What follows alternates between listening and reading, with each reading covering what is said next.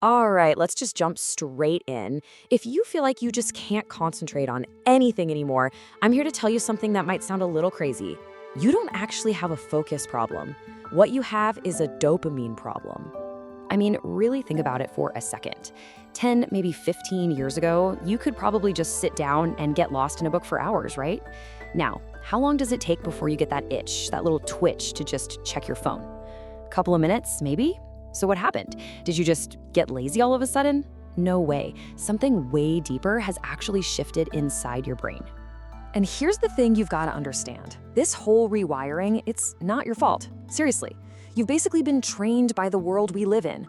But, and this is the part that really matters, it is your job to take back the controls. So let's dig into how we even got here in the first place. Okay, so let's get a little bit into the nitty-gritty here. To really wrap our heads around this, we need to talk about the star of the show, dopamine. And I'll let you in on a little secret. It's probably not what you think it is.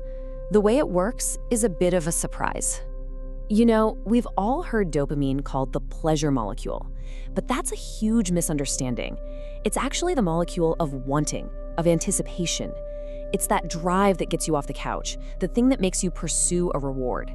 It's the engine, not the destination.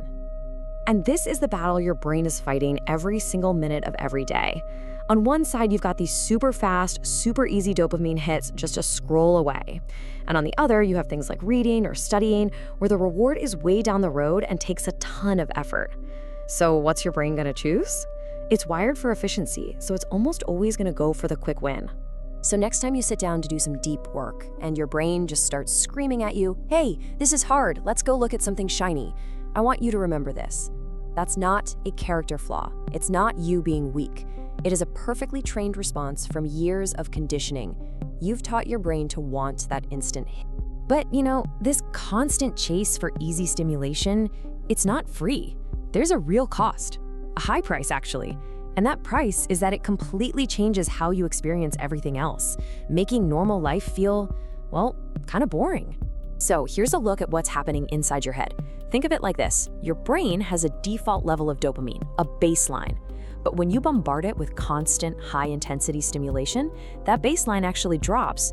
Your brain gets desensitized. So now, to feel motivated by something normal, like reading a book, it just doesn't register. The bar has been raised too high.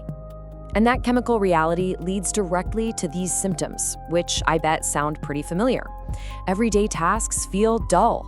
Your patience is shot. Trying to focus on something hard feels almost physically painful.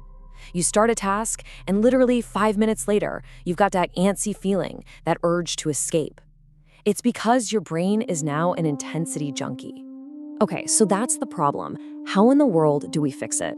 Is it about adding more apps, more productivity hacks? Absolutely not. The real answer, kind of counterintuitively, is to do less. It's about taking things away, about intentionally reducing the noise so your brain can finally heal itself. So, here's the game plan. Step 1 is all about setting yourself up for success. You gotta remove the triggers before you even try to work. No phone on the desk, turn off the notifications, you know the drill. Now, step 2. This one is huge.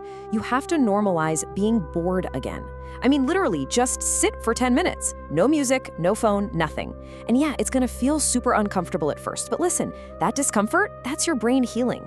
Step 3 is about getting into a flow. Work for 30, then take a real, non-scrolling break. And finally, step 4, which is just so important, you have to protect your mornings. No social media for the first hour of the day. Because if you blast your brain with that stuff first thing, your focus is just toast for the rest of the day. We've all been there, right? And all of this, it really boils down to one powerful idea. Real, lasting focus isn't about finding a magic bullet for motivation. It's about one thing and one thing only: reclaiming control. So please, hear this. Your potential is not the issue here. You have plenty of that. The problem is your lack of control over what you're feeding your brain. True focus isn't built by adding more things to your plate. It's built by having the courage to take things away. It's a process of subtraction. And that puts a very clear choice in front of you.